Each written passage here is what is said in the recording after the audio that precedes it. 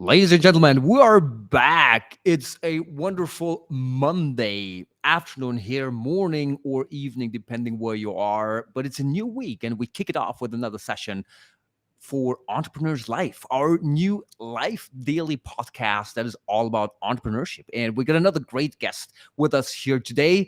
This is Ben Tochner. Say hello, Ben. Hey everyone, I'm super psyched to be here. Thanks, Phil. My great pleasure. Ben and I met, how many years ago was that? Maybe like 6, 7, Yeah, something that's a like this? while back. Um, yeah, yeah, 6 years, I think. Something like this, right? So we met in Yeah, Vienna, and Ben was already an active online marketer. So a lot of my people in my network come from the world of online marketing and online business. But back then, when we met, at least as far as I know, you were a talented online marketer, but not really an entrepreneur yet. That definitely has changed. So beginner. today, I want to dive a little bit into your journey, right? And what you're building, but also why you do what you do, what steps you're taking, the challenges you currently have. So let's dive into all of that. And maybe we can start with a little bit of your journey. I think you're in Dubai now, but what I happened? am, yeah. What happened before that? How did you get started? Man, so we were traveling around the world for a while. We actually were nomadic for like 2.5 years, something like that. And we were finally looking for like a home base, someplace to just finally settle down. And we settled in Dubai. Great place to be, good weather for the most part, and nice people, tons of entrepreneurs, and good energy, and great place to be. And low taxes. That too. All right, fantastic. Yeah. You are originally American Israeli, is that right? Yes, sir. So I was born in the US and then I moved to Israel when I was 12. So I spent Right. 12 years in the US, 12 in Israel, and then 5 in Vienna, actually. That's pretty So cool. world citizen by now. Yeah. Okay, so you've seen quite a bit in this world. What actually made you become an entrepreneur? Why did you want to go through all the hardships of starting your own thing? I think, since I was young, but it's a passion for just building things, for building things and fulfilling potential. When it's not necessarily that at a job I couldn't do it or at a different company I couldn't do it, it's just I had very specific things that I wanted to build, and entrepreneurship gave me that freedom to pursue those things and to build those things. Now, I believe you started your own companies before you started traveling. Is that true? Tell me about the travel lifestyle, the nomadic lifestyle, and having a business. Did you live like this beach thing, the laptop entrepreneurship style, or what was it? Well, yeah. So I started a company, Yex Aesthetics. So that was an agency. And I started that in Vienna when I was living there full time. And that started when I was an MBA student, actually. And then when we decided to leave Vienna, we didn't exactly plan on being nomadic. We were kind of like looking for the next place to live. And on the one hand, yeah, we did have a lot of that like beach lifestyle, also Dubai. That was one of the places we checked out. Um, but yeah, also, I mean, the most important thing was always high speed internet, good apartments, and yeah, that's how it was.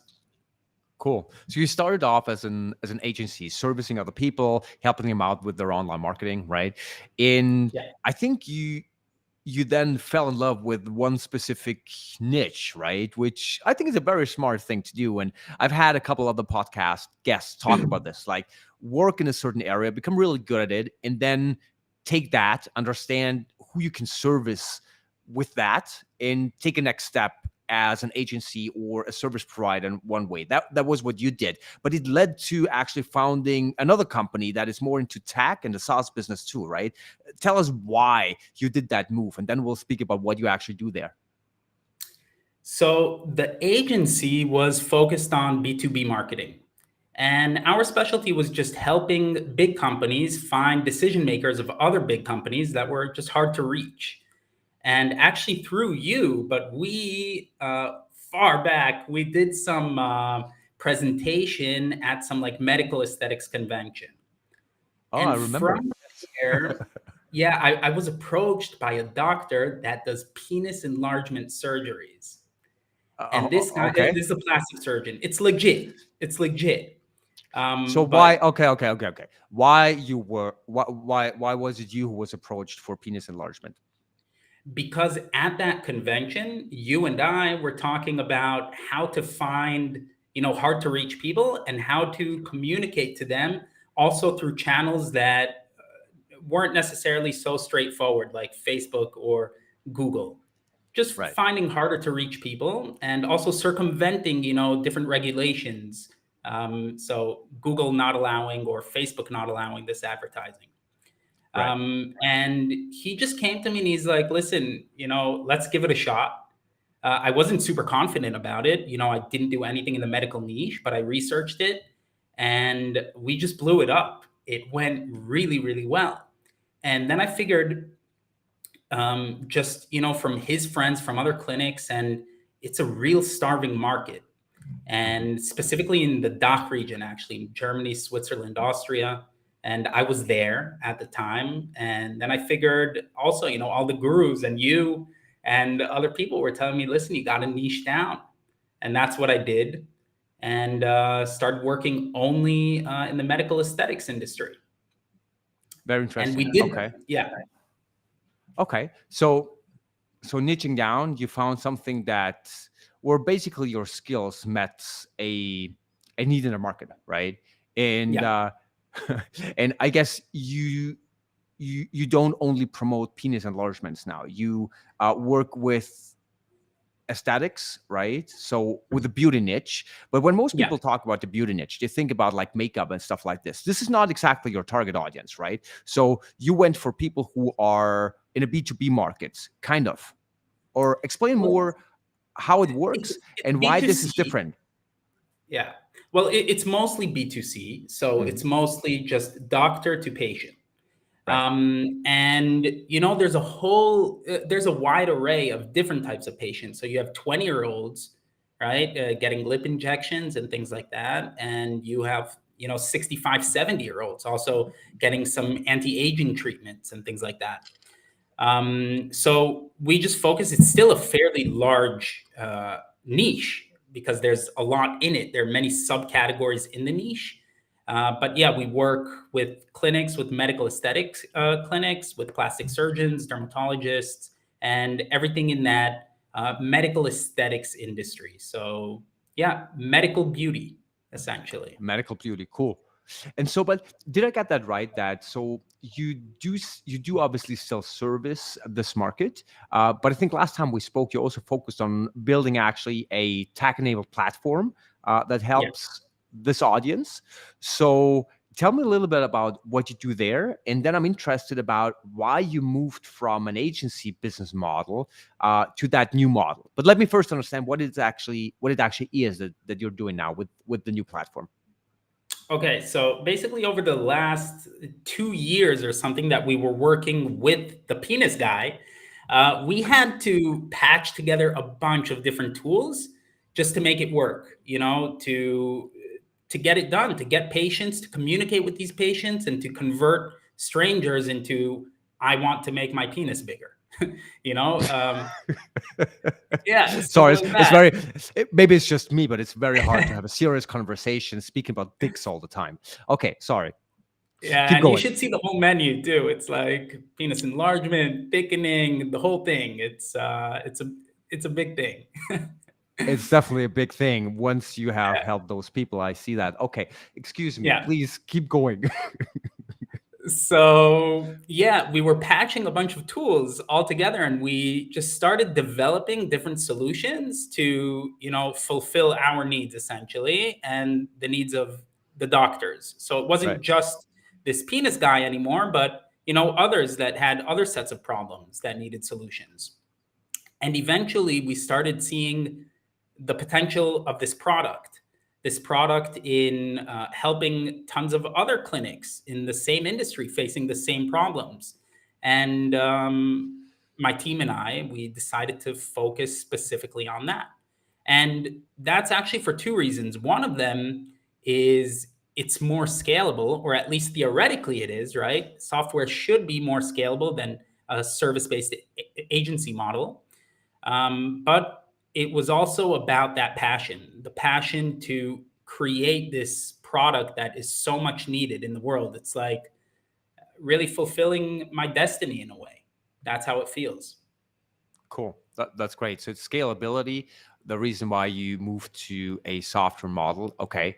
Yeah. And I guess it's also something that has a bigger, well, asset value in a way, right? I mean, entrepreneurship is about fulfilling your mission, and if this is an area you're passionate about, then that's Mhm. amazing, and you want to create more impact. But also, I guess if you own a platform, it potentially could be worth a lot more than an agency or a service-based business. Obviously, it depends on how you That build too. it, but in theory, that's probably a thing, and it may be also easier to exit. Is that something you're looking into in the future?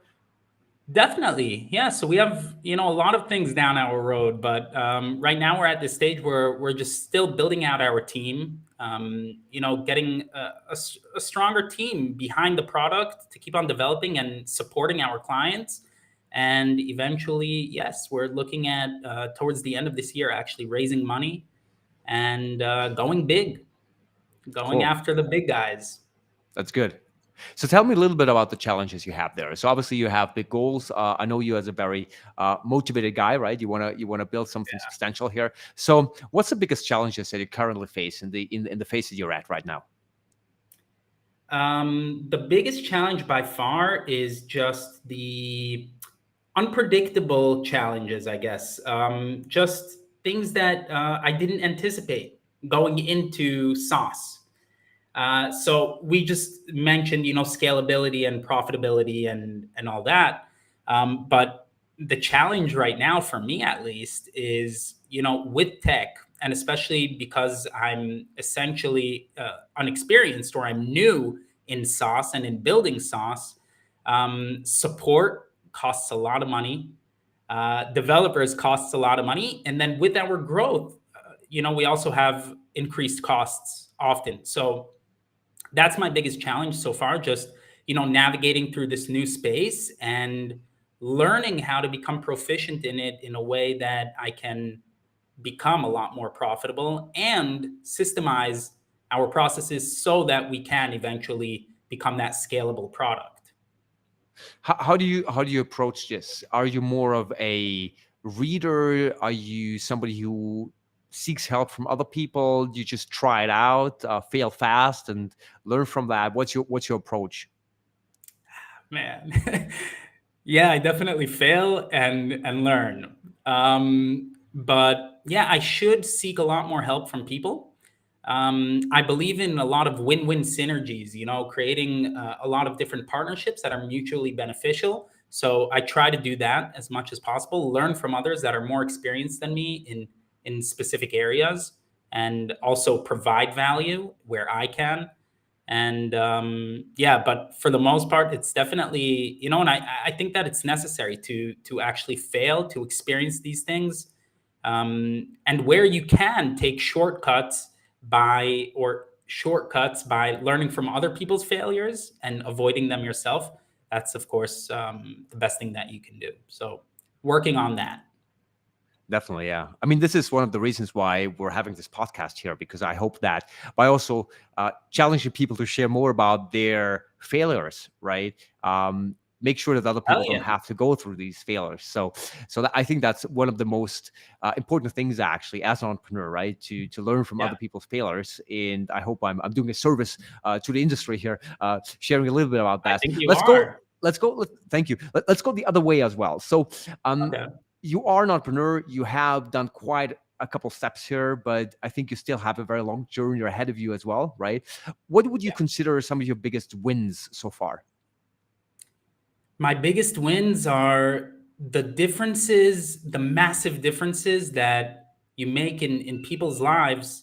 Even when, people often get caught up in different numbers, these KPIs, like 100 Right. active users, 1,000 active users, or things like that. But they lose focus often on huge differences that you're making in people's lives in terms of our team members and them supporting their families, and just feeding so many people with what we do and helping with our product so many clinics that also give patients a much better experience and help them also. It's not only about the patients that seek these treatments. It's not only about also, just like improving beauty, but it's also about fighting a lot of their insecurities and giving them a better platform, and just a welcoming, home where they can, you know, deal with these things. And yeah, I think those are the biggest wins. Just really providing uh, a lot of value to people and making a big difference in people's lives. Definitely. I think this is one of the most beautiful things as an entrepreneur. If you follow your passion, if you have a vision and you see that materialize and what a difference it can make in people, that's absolutely amazing. I have another question, but this is a live show and something is ringing in the back. Yeah, So give me 5 seconds and I'll switch this off. I apologize. sure.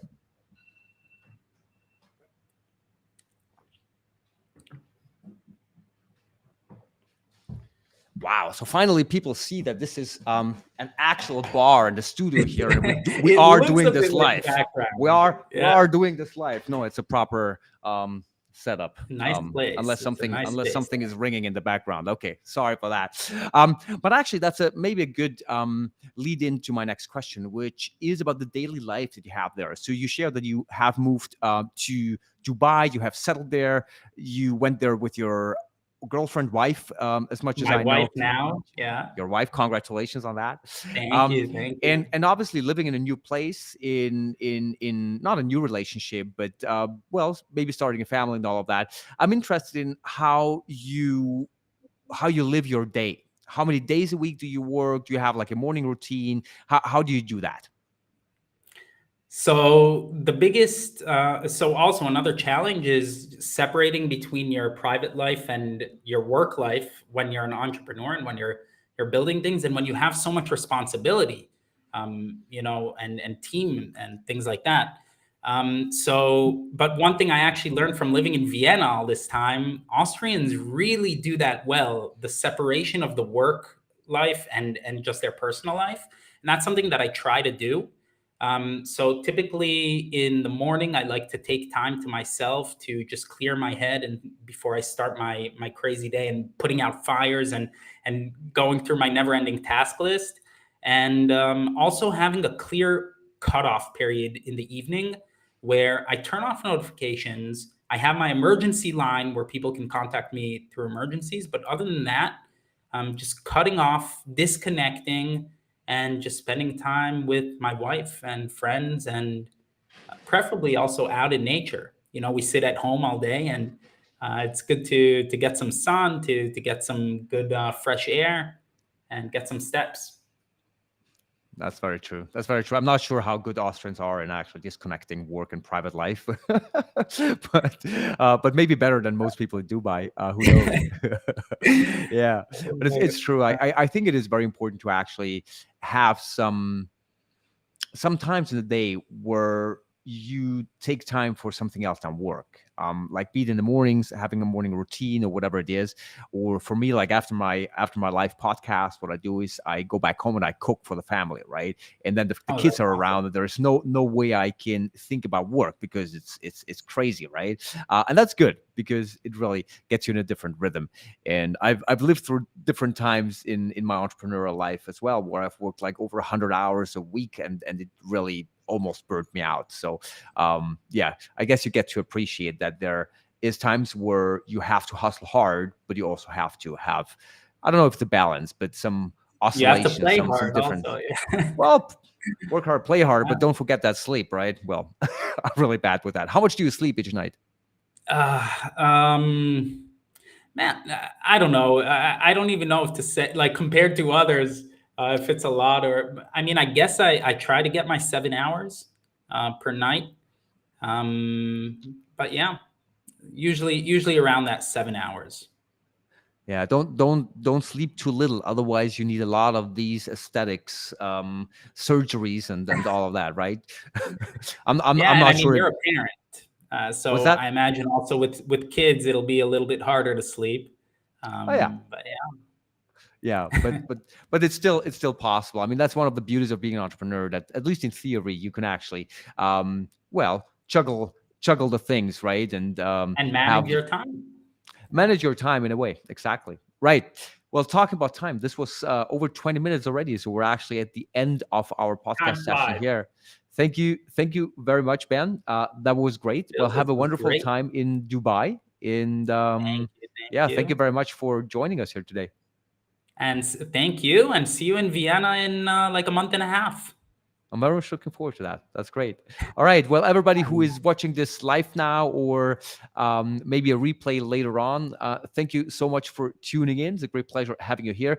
Of course, please follow my channels. You'll find this live stream on most of my private channels. So follow if you want to see more entrepreneurs talk about their challenges, their wins, their successes. And I think it's a great opportunity for learn how they do it and maybe apply um, whatever makes sense to you to your own life. So again, thank you very much, Ben, for sharing about your life, and thanks for tuning in Thank you. for Entrepreneur's Life. See you next time. Bye, everyone. Goodbye. Thank you. Cheers.